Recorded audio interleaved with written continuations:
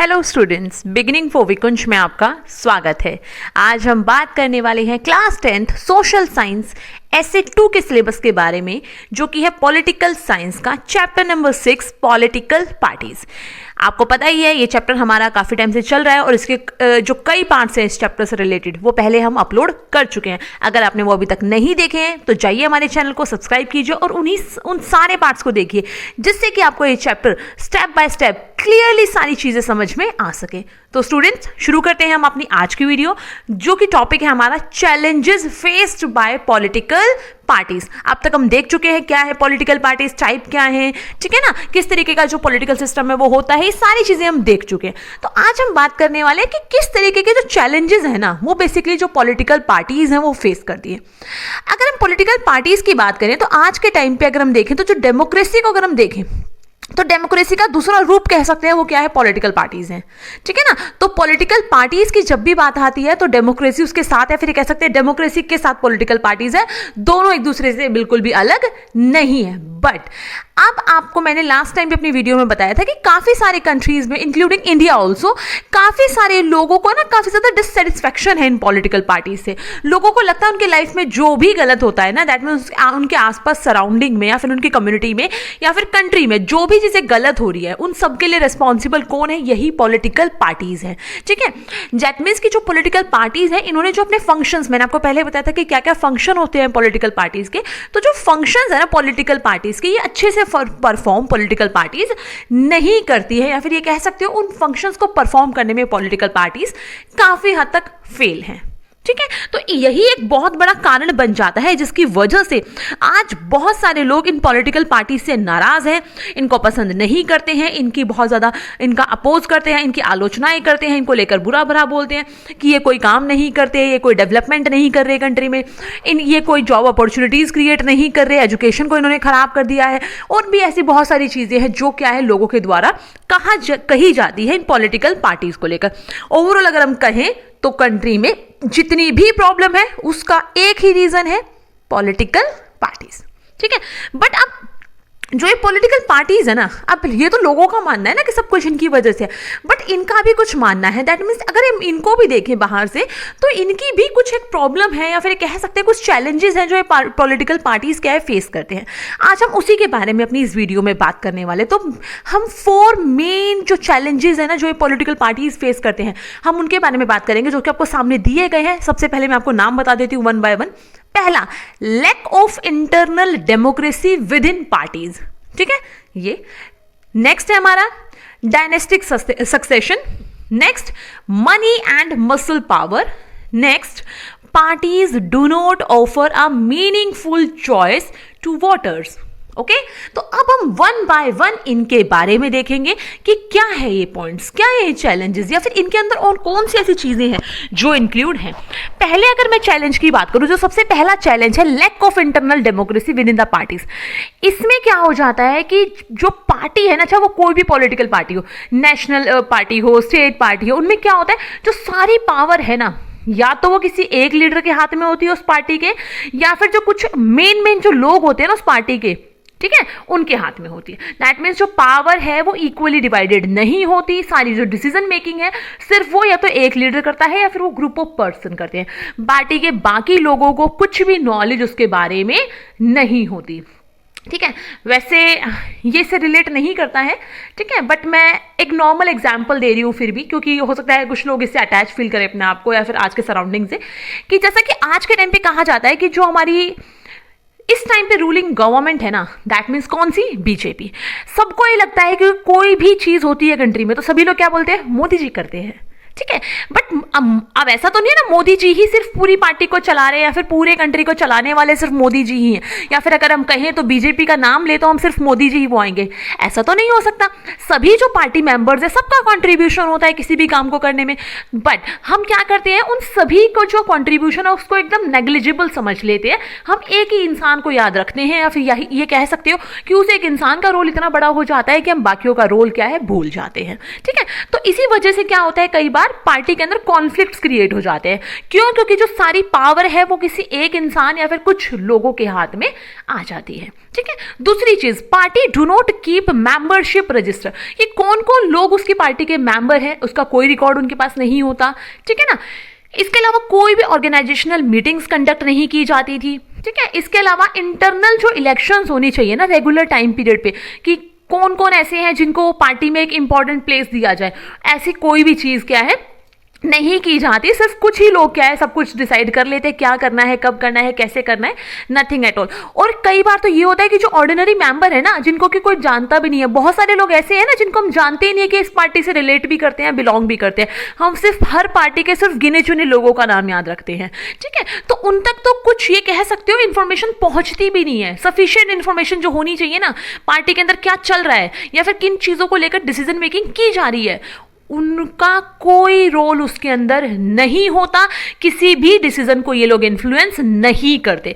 कोई फर्क नहीं पड़ता कि उनको पार्टी में इन्वॉल्व किया जाए, डिसीजन मेकिंग में रखा जाए, नहीं रखा जाए, नथिंग एट ऑल। उनके व्यू की कोई इंपॉर्टेंस नहीं होती। ठीक है। तो इसके अलावा अगर कुछ ऐसे लोग हों जो पार्टी के इस बिहेवियर से या फिर पार्टी की इस पॉलिसी से अपने आप को डिसएग्री करते हो कि हाँ ये चीज़ हमें पार्टी की अच्छी नहीं लग रही है फिर कुछ ऐसा, तो क्या हो जाता है कई बार उस इंसान को पार्टी से ही बाहर कर दिया जाता है। तो आगे उसको पार्टी में जगह ही नहीं दी जाती। ठीक है। और कई बार तो ये देखने को मिलता है कि पार्टी के अंदर जो ज़्यादा लॉयल्टी है ना, होनी तो पार्टी को लेकर चाहिए सबकी लॉयल्टी, कि भाई सभी लोग किससे रिलेट करते हैं, पार्टी से। बट कई बार पार्टी को लेकर लॉयल्टी या फिर प्रिंसिपल एंड पॉलिसीज नहीं होती है, बल्कि लॉयल्टी लोग एक लीडर को ज्यादा देने लग जाते हैं। या फिर आप, मैं एक नॉर्मल भाषा में कहूँ ना तो ये कह सकते हो कि हम बटरिंग करने लग जाते हैं। ठीक है। कि सभी लोग क्या है, किसी को कोई मतलब नहीं होता पॉलिसीज क्या है क्या नहीं है, पार्टी अच्छा काम कर रही है नहीं कर रही है, किसी चीज से नहीं, बट वो क्या करते हैं सिर्फ बटरिंग करते हैं जिससे कि उनको भी आगे आने का मौका मिल सके या फिर पार्टी में कोई इंपॉर्टेंट प्लेस मिल सके। ठीक है। ऐसा बहुत बार देखा जाता है। तो ये एक बहुत बड़ा चैलेंज है जो पॉलिटिकल पार्टीज फेस करते हैं। नेक्स्ट जो चैलेंज है हम उसकी बात करते हैं, डायनेस्टिक सक्सेशन। ठीक है।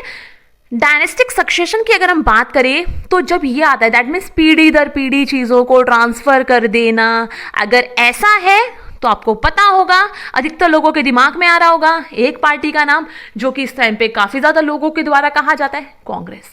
ठीक है। आपने देखा भी होगा कि जो कांग्रेस पार्टी है हमारी, उसने बहुत लंबे टाइम तक, कई डिकेड्स तक इंडिया में रूल किया है, जिसमें आपको पता है पहले जवाहरलाल नेहरू जी थे, फिर उसके बाद क्या नाम, बीच में शास्त्री जी आए थे, बट उसके बाद अगेन जवाहरलाल नेहरू जी की जो बेटी है वो आई थी, कौन, इंदिरा गांधी जी।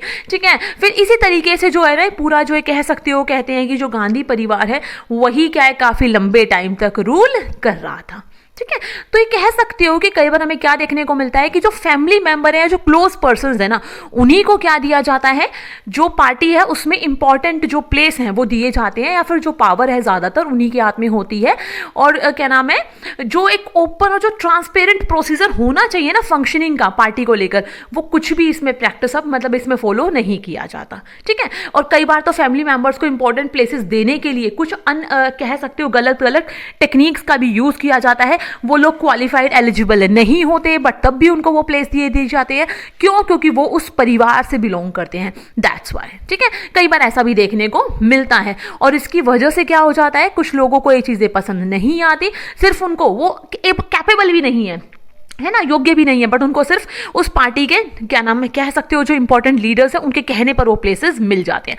तो ये कह सकते हो कि ये बाकी मेंबर्स के साथ एक अनफेयर है ना, गलत चीज़ हो रही है। बाकी जो मेंबर्स हैं हो सकता है ज़्यादा अच्छे हो, उनसे ज़्यादा कैपेबल हो, उनको मिलना चाहिए, और ये डेमोक्रेसी का जो फीचर है उसके एकदम अगेंस्ट है। तो ये कह सकते हो कि ये बहुत ज़्यादा एक बहुत बड़ा चैलेंज है जो क्या है कोई भी पॉलिटिकल पार्टी फेस करती है। ठीक है। और ये ऐसा नहीं है सिर्फ इंडिया में देखने को मिलता है, ऑल ओवर द वर्ल्ड ऐसी ही चीजें देखने को मिलती हैं। और जो बहुत पुरानी डेमोक्रेसीज है ना, वहां पर तो हमें बहुत ज्यादा देखने को मिला था। ठीक है ना। वर्ल्ड में ऐसे बहुत सारे इंसिडेंट हुए थे जहां पर इस तरीके के चैलेंजेस हमने फेस किए थे। ऐसा ही एक कार्टून आपको इटली के प्रधानमंत्री का यहाँ पे जो है प्राइम मिनिस्टर, उनका भी दिखाया गया कि किस तरीके से क्या है उन्होंने क्या है सारी चीजों को कंट्रोल करने की कोशिश की थी। ओके। नेक्स्ट हमारा क्या है, मनी एंड मसल पावर। ठीक है। जिसके पास है पैसा उसी को मिलती है ताकत, कुछ हद तक कह सकते हो यही। ठीक है। तो इलेक्शन का जो टाइम पीरियड होता है ना, कई बार उस पर क्या होता है, जो पॉलिटिकल पार्टीज हैं वो इलेक्शन जीतने के लिए भर भर कर पैसे लगाती है। सुना होगा कहीं पे जो लैपटॉप है वो डिस्ट्रीब्यूट किए जाते हैं, साइकिल बांटी जाती है, लोगों को छुपकर कंबल बांट दिए जाते हैं, पैसे दे दिए जाते हैं, शराब पिला दी जाती है। मतलब डिफरेंट एक्टिविटीज ऐसी हैं जो हिडनली परफॉर्म की जाती हैं, जो कि इलेक्शन कमीशन के अगेंस्ट है, उनके जो नॉर्म्स है उसके खिलाफ है, पर तब भी ऐसा होता है। ठीक है ना।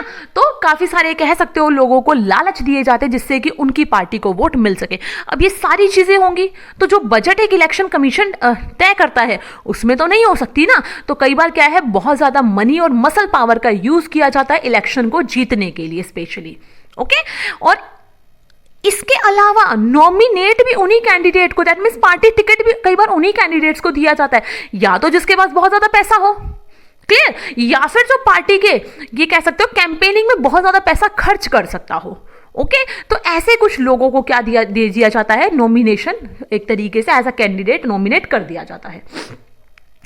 इसके बाद क्या है, काफी सारे जो रिच लोग हैं ना कंट्री के, अमीर जो लोग हैं या फिर जो बड़ी बड़ी कंपनियां हैं, वो क्या करती हैं, पार्टियों को फंड देती हैं अपनी तरफ से, जिसकी वजह से जो पार्टी है उनसे इन्फ्लुएंस हो जाती है और जो अपनी पॉलिसीज हैं, जो डिसीजंस हैं, उस पर क्या है, एक तरीके से इन कंपनियों का या फिर उन लोगों का बहुत ज़्यादा असर पड़ता है। जो पॉलिटिकल पार्टीज हैं जब वो रूलिंग गवर्नमेंट बनती हैं तो वो उन्हीं कंपनीज या फिर जो रिच लोग हैं उनके बेनिफिट के लिए ज़्यादा काम करती है एज कम्पेयर टू जो वीकर सेक्शन है, फिर जो अलग जो दूसरे जो ग्रुप्स हैं हमारे कंट्री के, उनको लेकर उन पर उतना ध्यान नहीं दिया जाता। क्यों? क्योंकि उनको भी लगता है हमारी फंडिंग कहां से आ रही है, इन्हीं से आ रही है। अगर हम इनको सपोर्ट नहीं करेंगे तो हमारी फंडिंग नहीं आएगी, फंडिंग नहीं आएगी तो पार्टी कैंपेनिंग नहीं होगी, कैंपेनिंग नहीं होगी तो हम इलेक्शन नहीं जीत पाएंगे। ठीक है, और चीजें यहीं पर खत्म नहीं होती हैं। कई बार तो ये भी देखने को मिला है कि कुछ लोग ऐसे हैं जिन पर कई कई क्रिमिनल केस चल रहे होते हैं और तब भी उनको पार्टी में नॉमिनेशन टिकट मिल जाता है और पार्टी में वो क्या एक तरीके से इलेक्शन जीत भी जाते हैं और एक तरीके से कह सकते हो रूल भी करते हैं। तो ऐसा भी देखने को मिलता है और ये क्या है, एक तरीके से ये बहुत बड़ा एक चिंता का कारण बन जाता है कि अगर क्रिमिनल्स को भी अगर डेमोक्रेसी में प्लेस मिलने लगे या पॉलिटिकल पार्टी में टिकट्स मिलने लगे और वो नॉमिनेट होकर आने लगे एज अ रिप्रेजेंटेटिव, तो भाई कौन संभालेगा कंट्री को? कहां है डेमोक्रेसी, कहां है लॉ एंड ऑर्डर? कुछ भी तो नहीं है। फिर तो लोगों का जो बिलीफ सिस्टम है वो तो कंप्लीटली हिल जाएगा ना, कोई इनको बिलीव रहेगा ही नहीं किसी भी चीज पे, किसी भी पॉलिटिकल पार्टी पे। तो कई बार क्या है, बहुत ज्यादा मनी एंड मसल पावर का यूज किया जाता है। जैसे इलेक्शन में जो पोलिंग बूथ है, आपने क्लास 9th में देखा होगा, कई कंट्रीज में क्या होता है, लास्ट टाइम पे पोलिंग बूथ चेंज कर दिए जाते हैं, जो मसल्स मैन है उनको पोलिंग बूथ पे खड़ा कर दिया जाता है जिससे कि वो लोगों को डरा कर धमका कर अपनी पार्टी के लिए वोट डलवा लेते हैं। तो ऐसी बहुत सारी एक्टिविटीज क्या है ड्यूरिंग इलेक्शंस क्या परफॉर्म की जाती हैं। नेक्स्ट है हमारे पास, parties do not offer a meaningful choice to voters. ठीक है, हमारा इंडिया क्या है, मल्टी पार्टी सिस्टम फॉलो करता है, बहुत सारी पार्टियां हैं, बट अगर हम बात करें चॉइस की तो लोगों के पास कोई चॉइस ही नहीं है जिसको कि एक तरीके से हम एज अ ऑप्शन रख पाए और ये डिसाइड कर पाए कि हम किस पार्टी को वोट दें और किसको वोट ना दें। क्यों? क्योंकि वो कहते हैं ना, एक लोकल मुहावरा है, अंधों में काना राजा। ठीक है, कि दैट मीन्स कि यहाँ पर हर किसी में कुछ ना कुछ कमी है, या फिर कह सकते हो बहुत सारी कमियां, फिर कमियां ही कमियां हैं, ऐसा बहुत कुछ देखने को मिलता है। इसका सबसे बड़ा पॉइंट तो क्या है, आज के टाइम पे अधिकतर जो पॉलिटिकल पार्टीज हैं या फिर जो उनके लीडर्स हैं वो क्या करते हैं, अपनी आइडियोलॉजी को बिल्कुल साइड में रख देते हैं। ठीक है, उनको कोई मतलब नहीं होता अब अपनी आइडियोलॉजी से। वो क्या देखते हैं कि जिस पार्टी से, जिन लोगों के साथ हमें मिक्स होने में बेनिफिट मिल रहा है, हम उनके साथ मिक्स हो जाए और अपना ग्रुप बना ले और रूल करने लग जाए। ठीक है, ऐसा एग्जाम्पल हमें ब्रिटेन में भी देखने को मिलता है, जहां पे जो लेबर पार्टी और जो कंजर्वेटिव पार्टी है उनमें क्या है, बहुत कम अंतर रह गया है, कोई डिफरेंस इतना खास नहीं है। जो दोनों के जो बेसिक जो मुद्दे थे ना, वो अब उन दोनों पर एक तरीके से कह सकते हो सहमत है, जो कि पहले ऐसा नहीं होता था इतना। उनसे रिलेटेड इतनी सारी चीजें अब नहीं रह गई हैं। अगर हम इंडिया में भी देखें तो ऐसे बहुत सारी हमें इंडिया में भी पार्टियां, फिर बहुत सारी चीजें हमें देखने को मिल जाती है जिसपे लोग अपनी आइडियोलॉजीज को साइड में रख देते हैं जब बात आती है रूल करने की। ठीक है, तो in India differences between among all the major parties on the economic policies have reduced. अब किसी को कोई फर्क नहीं पड़ता कि कौन सी इकोनॉमिक पॉलिसी से हमें प्रॉब्लम थी, किससे प्रॉब्लम नहीं थी, क्या अच्छा है क्या बुरा है। सिर्फ लोगों को क्या दिखता है, एक पार्टी छोड़ो दूसरी में जाओ, दूसरी को छोड़ो तीसरी में जाओ। लोगों को ये लगता है सिर्फ जो लीडर्स है ना वो शिफ्ट हो रहे हैं वन पार्टी टू अनदर। अब सोचो ना, एक पार्टी को छोड़ के आप दूसरे में जा रहे हो, उससे ये थोड़ी ना कि आप सही हो जाएंगे। अगर आप क्रिमिनल हो तो आप क्रिमिनल ही तो रहोगे ना, या फिर अगर आपने कोई चीज गलत की है तो आप गलत ही रहेंगे। ऐसा तो नहीं है पार्टी चेंज करने से आपकी जो चीजें हैं, जो आपकी जो कमियां थी वो खत्म हो गई। नो, लेकिन आज के टाइम पे यही होता है कि इंसान के जो लीडर्स हैं वो क्या करते हैं, सिर्फ पार्टियां चेंज कर रहे हैं, अपने अंदर कोई चेंज नहीं ला रहे। तो ये कुछ मेन चैलेंजेस थे जो इस टाइम पे पॉलिटिकल पार्टीज इंडिया में या फिर ऑल ओवर द वर्ल्ड क्या है फेस करती हैं। ठीक है, तो इसी के साथ अपनी इस वीडियो को हम यहीं पे खत्म कर रहे हैं। नेक्स्ट टॉपिक अपनी हम नेक्स्ट वीडियो में डिस्कस करेंगे। नहीं तो आपको पता है वीडियो बहुत ज्यादा बड़ी हो जाती है और आपको ज्यादा बड़ी वीडियो हो सकता है देखने में प्रॉब्लम हो। सो इस वीडियो को हम यहीं पर खत्म करते हैं। Thanks for watching and good luck student. Video को लाइक करें और जितना ज्यादा हो सकता है शेयर करें और चैनल को सब्सक्राइब करना ना भूलें और बेल आइकन प्रेस जरूर कर देना। ओके।